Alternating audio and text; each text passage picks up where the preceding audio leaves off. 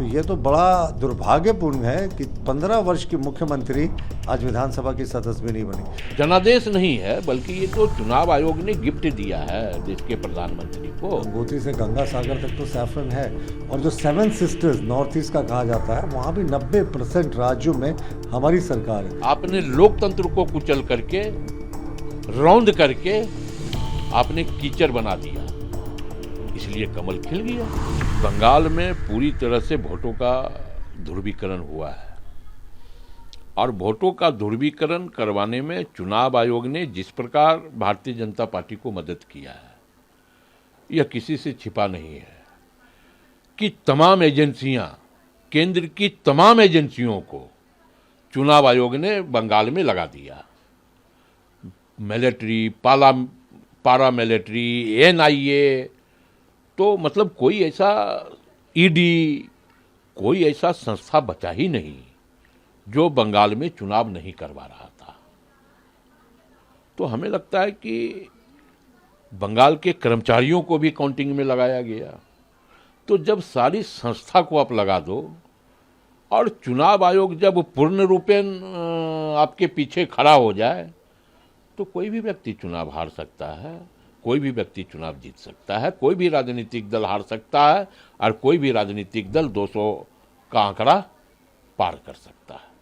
तो लोकतंत्र को कुचल करके चुनाव आयोग अगर किसी एक पार्टी पे मेहरबान हो रही है, तो हमें लगता है कि यह जनादेश नहीं है, बल्कि ये तो चुनाव आयोग ने गिफ्ट दिया है देश के प्रधानमंत्री को कि हुजूर, आप बहुत दिनों से बंगाल प्रयास कर रहे थे, बंगाल में आप नहीं आए, लेकिन हमने जिता दिया आपको। देखिए, कहते हैं ना, power corrupts and absolute power corrupts absolutely. तो दिनकर जी ने भी कहा था कि जब नाश मनुष्य पर छाता है, पहले विवेक मर जाता है। तो 15 वर्षों में ममता बनर्जी का विवेक, संवेदनशीलता, सब कुछ मर गया था साहब। रेप केसेस होते थे डॉक्टरों के साथ, वो कहती थी कि साहब जब बेटियां रात में घूमेंगी तो ऐसी घटनाएं हो सकती है। प्रश्न करती थी कि बेटियां क्यों घूम रही हैं। संवेदनशीलता मर गई थी, विवेक मर गया था। संदेशखाली में क्या हुआ, आरजी कर रेप केस में क्या हुआ। तो ये जिस तरीके की घटनाएं हो रही थी, और ममता बनर्जी के साथ बिल्कुल वही था, पूरा बंगाल जल रहा था, और वो नीरों की तरह बांसुरी बजा रही थी। तो ये तो होना ही था, और खुद बंगाल की जनता ने बड़ा मैंडेट दिया। ये कहाँ कहाँ भागेंगी साहब, पहले नंदीग्राम गई, वहाँ से भागी, भवानीपुर आई, भवानीपुर से हारी, अब तो वो वहाँ पर पश्चिम बंगाल में किसी भी विधानसभा में सदस्य भी नहीं रही। तो ये तो बड़ा दुर्भाग्यपूर्ण है कि 15 वर्ष की मुख्यमंत्री आज विधानसभा की सदस्य भी नहीं बनी। बंगाल की महान जनता कितनी देर बर्दाश्त करेगी साहब।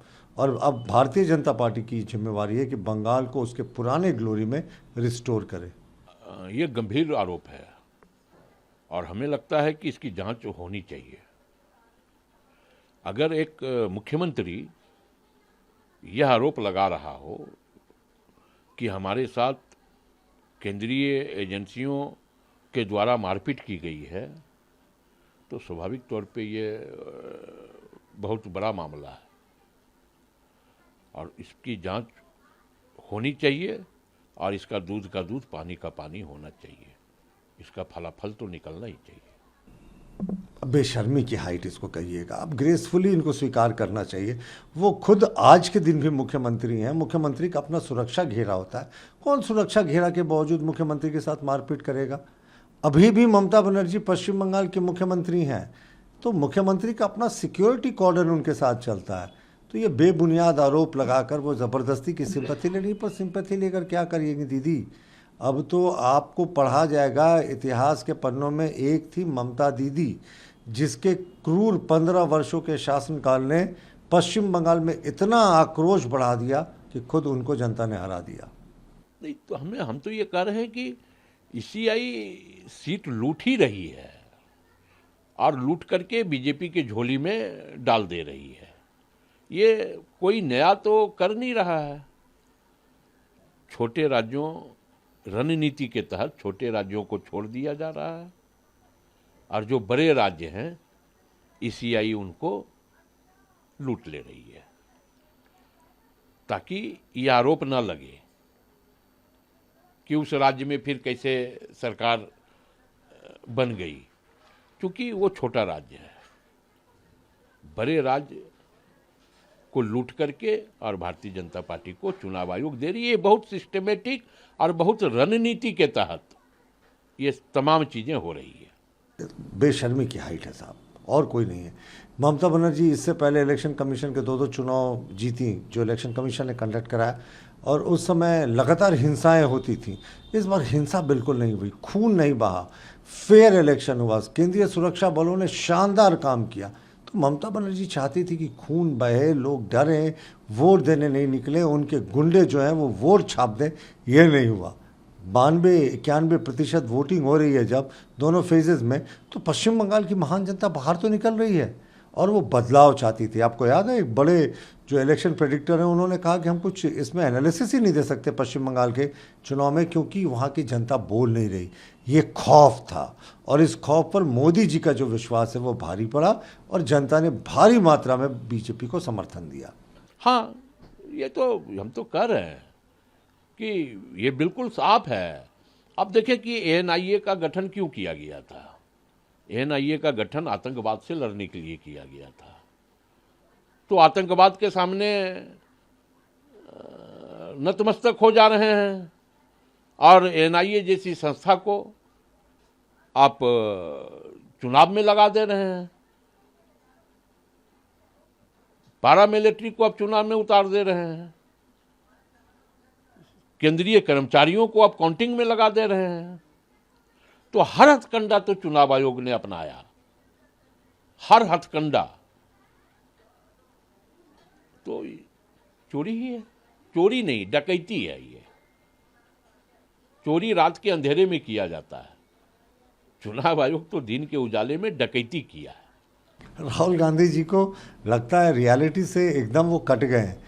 अब पश्चिम बंगाल के 294 सीटों में राहुल गांधी को कितनी सीटें आई साहब? 2। अब 2 सीट में कितनी भी चोरी होती तो क्या 2 से वो 200 के आंकड़े तक पहुंच जाते? गलत बयानी कर रहे हैं साहब।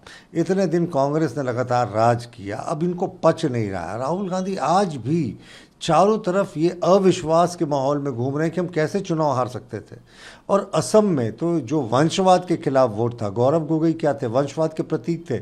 इनके पिताजी मुख्यमंत्री थे, राहुल गांधी के सबसे करीब मित्रों में थे, और उनको जनता ने वहाँ हरा दिया। तो मुख्यमंत्री का चेहरा ही इनका हार गया, तो इसके आगे क्या बचता है? तो राहुल गांधी को रियलिटी से चेक करना चाहिए।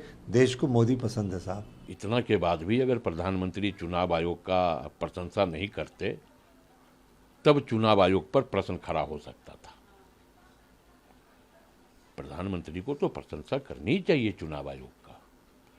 चुनाव आयोग को प्रधानमंत्री की प्रशंसा करनी चाहिए, प्रधानमंत्री चुनाव आयोग की प्रशंसा करें, ताकि सत्ता इनको कौन दे रहा है?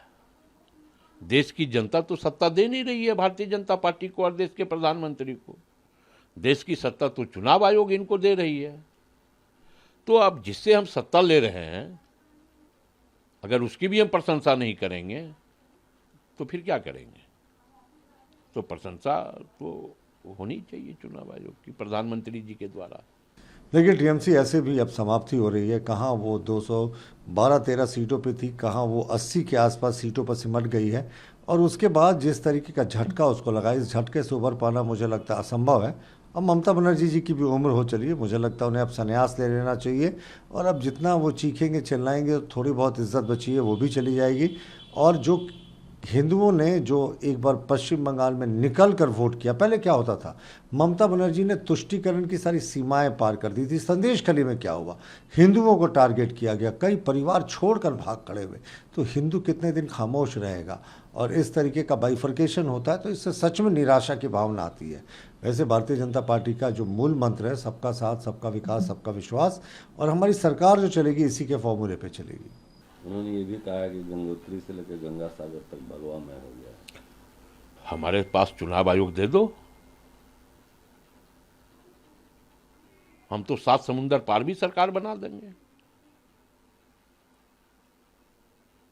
तो जब चुनावी आयोग है, जब तमाम केंद्र की एजेंसियां हैं, तो भगवामय इसलिए हो गया कि आपने लोकतंत्र को कुचल करके, गंगोत्री से लेके गंगा सागर तक आपने लोकतंत्र को कुचल करके, रौंद करके आपने कीचड़ बना दिया।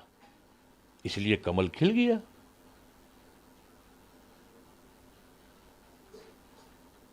इसलिए कमल खिल गया। देखिए, चुनाव एक सच में बधाई का पात्र है। मुझे लगता नहीं, मुझे याद भी नहीं है कि कब पश्चिम बंगाल में हिंसा रहित चुनाव हुआ था। सुरक्षा बलों का बेहतर डिप्लॉयमेंट हुआ और जो इलेक्शन ऑब्जर्वर्स थे उन्होंने बेहतर काम किया। जनता वोट देने निकली, वरना टीएमसी के गुंडे या पहले उसके कम्युनिस्ट के गुंडे ये बैठकर वोट छाप दिया करते थे। जनता निकल नहीं पाती थी, इतना खौफ हुआ करता था। तो ये इलेक्शन कमीशन की शानदार बंदोबस्ती थी कि जनता बेखौफ होकर वोट देने निकली और उसने जमकर वोट दिया। और देखिए, फ्री एंड फेयर इलेक्शन हुआ तो बीजेपी की सुनामी आ गई। 2/3 सीटों से ज़्यादा पर हमारी जीत हुई। देखिए, जो व्यक्ति निर्वाचित हो लोकतंत्र में और जो कल संविधान की शपथ लेगा और पहले भी संविधान की शपथ जो व्यक्ति लिया हो, वो व्यक्ति अगर ये कहता हो भारत जैसे देश में, जो धर्मनिरपेक्ष देश है, जहाँ हर जाति समुदाय के लोग आपस में मिल करके काम करते हैं, अगर वो व्यक्ति अगर ये कहता हो कि हम सिर्फ एक जाति के लिए को हम धन्यवाद दे रहे हैं, तो कहाँ लेकर के जा रही है भारतीय जनता पार्टी इस देश को अपनी सत्ता के खामोशी या सत्ता के अहंकार में।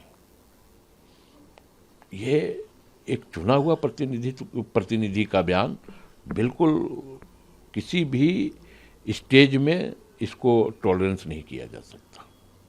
देखिए, किसी समय यह असंभव माना जाता था। गंगोत्री से गंगा सागर तक तो सैफरन है, और जो 7 सिस्टर्स नॉर्थ ईस्ट का कहा जाता है, वहाँ भी 90% राज्यों में हमारी सरकार है। तो ये एक लंबा आप चक्कर देखेंगे जिसमें ब्रह्मपुत्र को भी जोड़ दें तो ये पूरे तरीके से गंगा ब्रह्मपुत्र बेल्ट में हमारा शासन है। हाँ, वो झारखंड बीच में एक छोटा सा हरा टापू ज़रूर है, पर जब चारों तरफ से आपको भगवा समंदर ने घेर रखा है तो ये टापू कितने दिन बचेगा, इसको भी हम जल्दी अपने आगोश में ले लेंगे। लेकिन जिस तरीके से भारतीय जनता पार्टी परफॉर्म कर रही है, 22-21 राज्यों में हमारी सरकार, हमारी गठबंधन की सरकार है। कभी हम पे हंसा करते थे साहब 1984 में जब 2 सीटें आई थी लोकसभा में कि बीजेपी 2 सीटों पे, हम 2 हमारे 2 का नारा था, और आज देखिए हम 22 राज्यों में। नहीं, बधाई दिया है उन्होंने। और स्वाभाविक तौर पर लोकतंत्र में यही नैतिकता होती है, यही कि हम हार का जहाँ जिम्मेवारी भी लेते हैं, क्योंकि हम जनादेश से नहीं हारे हैं।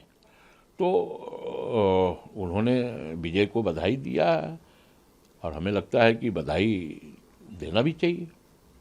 मान ना मान, मैं तेरा मेहमान। टीवी के ने इनसे संपर्क भी नहीं किया, लेकिन राहुल गांधी की जो असलियत है वो दिख रही है साहब। ये इतनी जल्दी रंग बदलते हैं कि गिरगिट भी शर्मा जाए।